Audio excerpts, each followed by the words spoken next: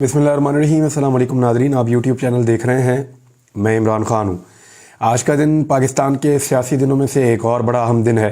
एक तो जो बड़ा फ़ैसला है इलेक्शन कमीशन ऑफ पाकिस्तान की जानिब से इंतखाबात के हवाले से, वो आज किया जाएगा, क्योंकि 54 दिन का एक शेड्यूल है जो जारी करना है और कल से वो आखिरी 54 दिन शुरू हो जाएंगे जो तारीख़ सदर पाकिस्तान ने दी है, यानी 30 अप्रैल की। अगर तो 30 अप्रैल को इंतखाबात होने हैं तो फिर आज रात तक शेड्यूल दिया जाएगा, और अगर ये इंतखाबात जो है वो एक हफ़्ते के बाद होने हैं तो फिर अगले हफ्ते में शेड्यूल आ सकता है। लेकिन ज़्यादा इम्कानात ये हैं कि सदर पाकिस्तान पंजाब की तारीख दे चुके हैं, वो आइनी नुक्ता नज़र से उसमें इलेक्शन करवाना पड़ेगा और पंजाब की हद तक आज शेड्यूल देना पड़ेगा। जबकि खैबर पख्तूनख्वा में अभी भी लैतुलाल से काम लिया जा रहा है और कोशिश की जा रही है कि उसको डिले किया जा सके। खैबर पख्तूनख्वा के इंतखाबात को अगर मैक्सिमम डिले करने की कोशिश की भी जाए तो गवर्नर जो हैं वो मुद्दत से बाहर जाकर तो कुछ कर नहीं सकते, मुद्दत के अंदर ही करना होगा उनको जो भी करना है।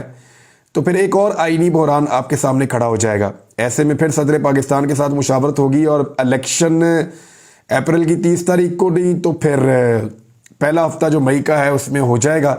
लेकिन आज का दिन इस हवाले से काफ़ी इम्पॉर्टेंट है। इलेक्शन कमीशन ऑफ पाकिस्तान ने अपना एक इजलास भी आज बुलाया हुआ और उसमें उन्होंने अपने तमाम सूबाई मेंबर्स को इकट्ठा किया। सूबाई जो इलेक्शन कमिश्नर हैं उनको बुलाया और ख़ुद भी चीफ इलेक्शन कमिश्नर उसके अंदर मौजूद होंगे और इस इजलास के अंदर तय किया जाएगा कि कौन कौन सी चीज़ों की ज़रूरत है और किस तरीके से इंतखाबात करवाने हैं। मुबैना तौर पे पैसे भी मांगे जाएंगे वफाक से कि पैसे फ्राहम किए जाएँ इंतखाबात के लिए।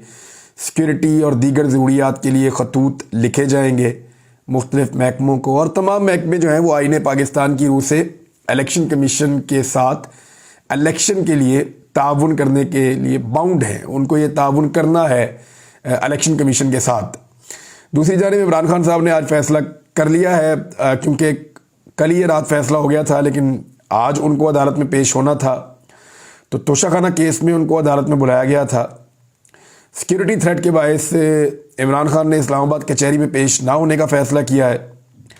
सिक्योरिटी टीम ने इमरान खान को गुज़िश्ता समाअत के दौरान अदम सिक्योरिटी के हवाले से ब्रीफ किया था। लीगल टीम ने भी कानूनी पहलुओं से मुतल्लिक इमरान खान को आगाह किया। लीगल टीम जो है वो आज हिफाजती ज़मानत के लिए इस्लामाबाद हाई कोर्ट से रुजू कर लेगी और एडिशनल सेशन जज का फ़ैसला चैलेंज किया जाएगा। वकला इमरान खान को वीडियो लिंक के ज़रिए पेश होने की इजाज़त मांग रहे हैं बार बार, और ये इजाज़त दोबारा इस्लामाबाद हाई कोर्ट से मांगी जाएगी। साबिक़ वज़ीर आज़म की हिफाजती ज़मानत के लिए लाहौर हाई कोर्ट से भी रुजू किया जाएगा, और ये सारी सिचुएशन है। जबकि जो वफाकी हुकूमत है उसका ये कहना है कि इमरान खान साहब ये बात जानते हैं कि जब वो अदालत में आएंगे पेश होने के लिए तो वो पकड़े जाएंगे। अब ये मरियम औरंगज़ेब भी कह रही हैं, राना सनाउल्लाह साहब वगैरह भी कह रहे हैं। तो प्लान तो यही है कि अगर इमरान खान साहब के साथ बहुत ज़्यादा लोग आए तो फिर मज़ीद मुकदमे दर्ज किए जाएँ, और मुकदमा तो धड़ाधड़ दर्ज हो रहे हैं। इस तरह पाकिस्तान की तारीख में कभी नहीं हुआ।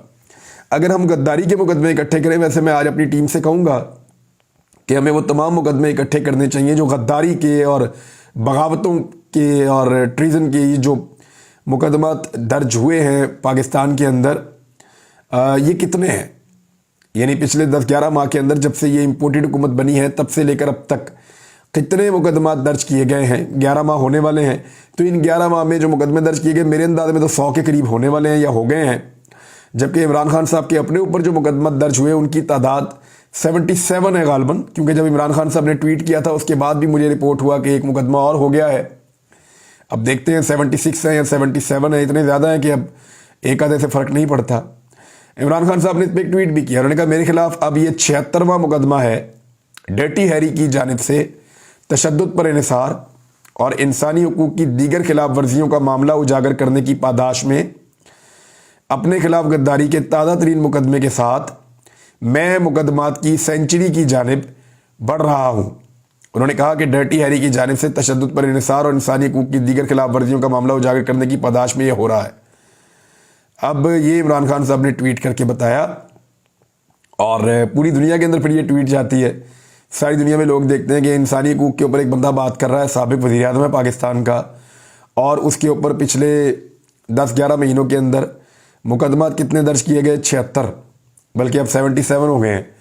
और इतने मुकदमात जो दर्ज हुए हैं, इनमें उसकी जो जिस दौर के अंदर वो शख्स खुद वज़ीर आज़म था, उस दौर की करप्शन के किस्से हैं या बाद के हैं? तो ज़्यादातर वही हैं जो इमरान खान साहब के ऊपर दहशतगर्दी के मुकदमे हैं, कार्य सरकार में मुदाखलत के मुकदमे हैं, उनके ऊपर जो है वो ये भी बगावत के मुकदमे हैं, गद्दारियों के मुकदमे हैं। इस किस्म के मुकदमे ज़्यादा हैं। और कुछ उन्होंने बनाए हुए, एक तोशाखाना का बनाया हुआ है और एक मुकदमा जो है वो ममनुआ फंडिंग केस का है। इन दोनों के बारे में इमरान खान साहब का कहना है कि इनको ओपन कोर्ट के अंदर सुना जाए और टेलीविज़न पे बराह रास्त इन मुकदमों को चलाया जाए। अदालत में पेश होने के ऊपर थोड़ा प्रॉब्लम मौजूद है, क्योंकि इमरान खान साहब को लगता है कि उन्हें कत्ल किया जा सकता है और उनके कत्ल की एक और दफ़ा साजिश बनाई गई है। वो ये चाहते हैं कि ऑनलाइन उनको पेश होने दिया जाए। दूसरी जानिब यही इमरान खान साहब एक पॉलिटिकल कैंपेन शुरू करने जा रहे हैं, और वो पॉलिटिकल कैंपेन किस तरह महफूज रखी जा सकेगी, ये एक बड़ा सवाल है। इमरान खान साहब गालिबन बम प्रूफ गाड़ी के अंदर ट्रेवल करेंगे और उन्हें गाड़ी से बाहर नहीं आना भी नहीं चाहिए, लेकिन वो गाड़ी के अंदर से कैसे खिताब करेंगे, लोगों के साथ कैसे बातचीत करेंगे, लोगों के साथ कैसे इंटरेक्ट करेंगे, ये सारी चीज़ें जो हैं उनको किसी तरह मैनेज किया जाना चाहिए। और ये चीज़ें मैनेज हो भी जाएंगी, क्योंकि इमरान खान साहब रैली निकालने जा रहे हैं कल के दिन लाहौर में, और ये एक बड़ी रैली होगी। आसिफ अली जरदारी साहब ने कुछ स्टेटमेंट्स दिए हैं, ये स्टेटमेंट्स मैं आपको बताता हूँ, और अब आप देखेंगे पाकिस्तान को सहूलतकारों ने कहाँ तक पहुँचा दिया है। पाकिस्तान की इस्टेब्लिशमेंट ने पाकिस्तान के साथ ऐसा लगता है कि जैसे खुदा न खास्ता बहुत बड़ी ज़्यादती की है। मैं आपको चीज़ें बता देता हूँ, मैं कोई लफ्ज़ इस्तेमाल करना चाह रहा था अभी, लेकिन मैंने वो लफ्ज़ इस्तेमाल किया नहीं। मेरे मुल्क के साथ मेरा दिल नहीं करता वो लफ्ज़ इस्तेमाल करने को, वरना इन्होंने वही किया पाकिस्तान के साथ। अब जो सहूलतकारों ने किया, उसके बाद आसिफ अली जरदारी के दो बयानात आप सुन लें। आसिफ अली जरदारी ने कहा कि दिवालिया होने से मुल्क ख़त्म नहीं होते। अंदाज़ा करें आप, दिवालिया होने से मुल्क ख़त्म नहीं होते, ये आसिफ अली जरदारी कह रहे हैं। इससे पहले ख्वाजा आसिफ कह चुके हैं कि पाकिस्तान दिवालिया हो नहीं रहा, पाकिस्तान दिवालिया हो चुका है। उन्होंने कहा जापान भी दिवालिया हुआ था, लेकिन आसिफ अली जरदारी साहब, जापान के पास से भुट्टो जिंदा नहीं था उनके पास, लेकिन जब जापान दिवालिया हुआ तो उनका वज़ीर ख़ारजा पाकिस्तानी प्राइवेट जेट को लेकर एयरफोर्स वन के पूरी दुनिया में रक्षा की तरह नहीं चला रहा था। जब वो दिवालिया हुआ तो उसके हुक्मरान रजीम चेंज ऑपरेशन के बाद गद्दारियों और बगावतों के सैकड़ों मुकदमे नहीं करवा रहे थे उस मुल्क के अंदर। जब जापान दिवालिया हुआ तो उस वक्त वो अपनी कौम के साथ मिलकर अपनी मईशत को बेहतर कर रहे थे, ना कि उनकी काबीना जो है वो 85 लोगों पर मुश्तमिल थी।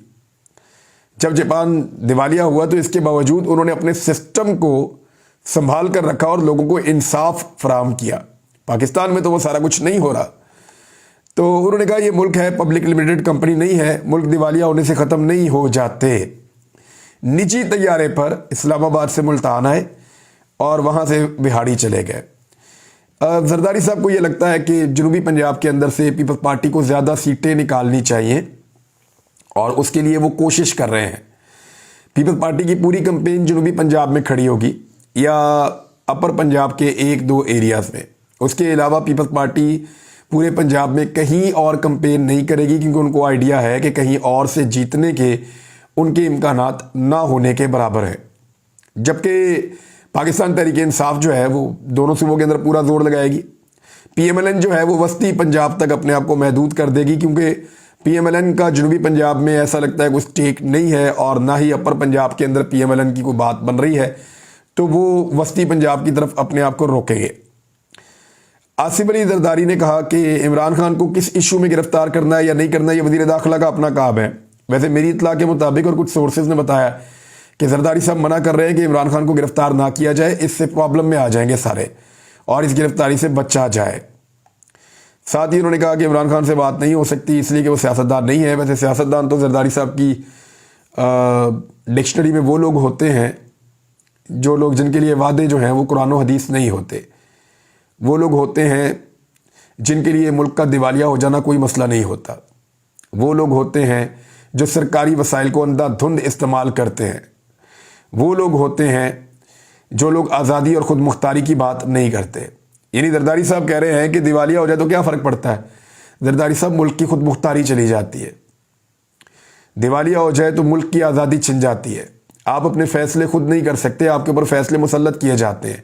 یہ میں نہیں کہہ رہا، آپ اپنے سینیٹر رضا ربانی سے پوچھئے، انہوں نے یہ بات کی ہے، اور کیسے کی ہے میں آپ کو پڑھ کے سنا دیتا ہوں جو رضا ربانی صاحب نے کہا ہے۔ لیکن رضا ربانی پہ جانے سے پہلے زرداری صاحب نے کچھ اور باتیں کی ہیں، اور انہوں نے کہا کہ بلاول جوان ہے، وہ غصے میں آ جاتا ہے، یہ زرداری صاحب نے کہا، اور انہوں نے کہا جی ہم پی ڈی ایم کے نشان پہ الیکشن نہیں لڑیں گے بلکہ تیر کے نشان پر الیکشن لڑیں گے۔ بلاول نے استعفے کی دھمکی بھی تھوڑے دن پہلے لگائی تھی، اور سندھ والوں کے لیے ان کا بڑا دل دھڑک رہا تھا۔ بلاول نے کہا تھا کہ سندھ کے سیلاب متاثرین کی فوراً مدد کی جائے، اور یہ کہنے کے بعد اور دھمکی لگانے کے بعد بلاول زرداری فوری طور پہ دوبارہ امریکہ روانہ ہو گئے ہیں۔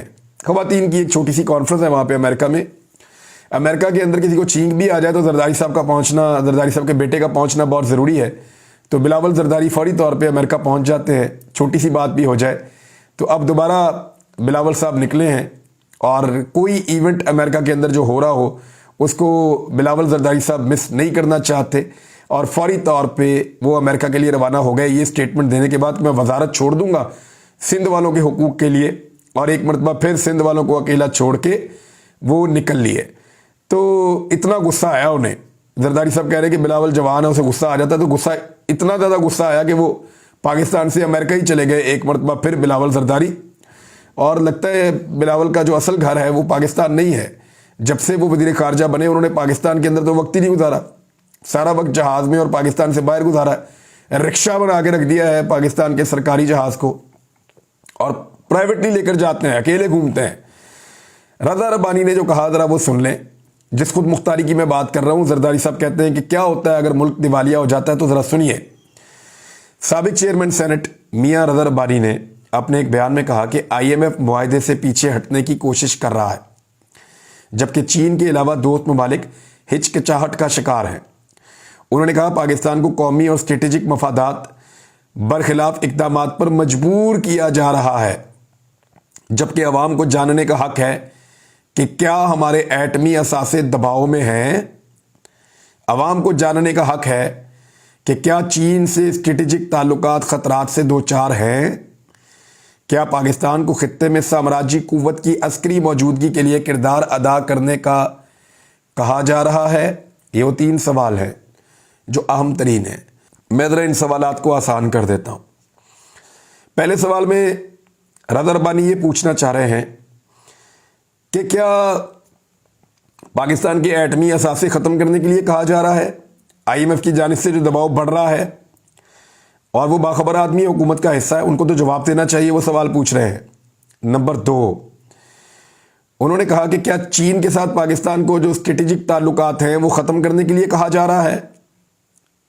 نمبر 3، انہوں نے امریکہ کا نام نہیں لیا کیونکہ امریکہ کا نام لیتے ہوئے جھینپ جاتے ہیں، شرما جاتے ہیں تھوڑا سا پاکستان پیپلز پارٹی والے، کیونکہ زرداری، بلاول زرداری، ان لوگوں کا دوسرا گھر ہے امریکہ، تو اس لیے انہوں نے کہا کہ سامراجی قوت کا لفظ استعمال کیا امریکہ کے بجائے، اور انہوں نے کہا کہ کیا امریکی فوجوں کی یہاں موجودگی کے لیے کردار ادا کرنے کے لیے بھی پاکستان کو کہا جا رہا ہے اور دباؤ ڈالا جا رہا ہے۔ یہ سوالات انہوں نے پوچھے، یہ اہم ترین سوالات ہیں، اور یہ سوالات اس وقت اٹھ رہے ہیں جب زرداری صاحب یہ بتا رہے ہیں کہ ملک دیوالیہ ہو بھی جائے تو کچھ نہیں ہوتا، اور خواجہ آصف یہ بتا چکے ہیں کہ ملک دیوالیہ ہو چکا ہے۔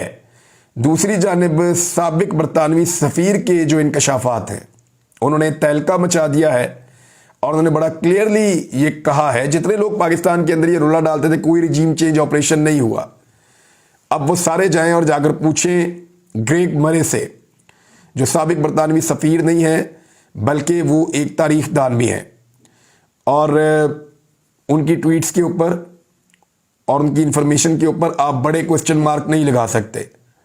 تو انہوں نے یہ صاف صاف لکھا ہے کہ سی آئی اے نے عمران خان صاحب کی حکومت اس لیے ختم کی کہ عمران خان صاحب ان کے مفادات کے خلاف تھے۔ انہوں نے ایبسلیوٹلی ناٹ کہا تھا۔ کیسے؟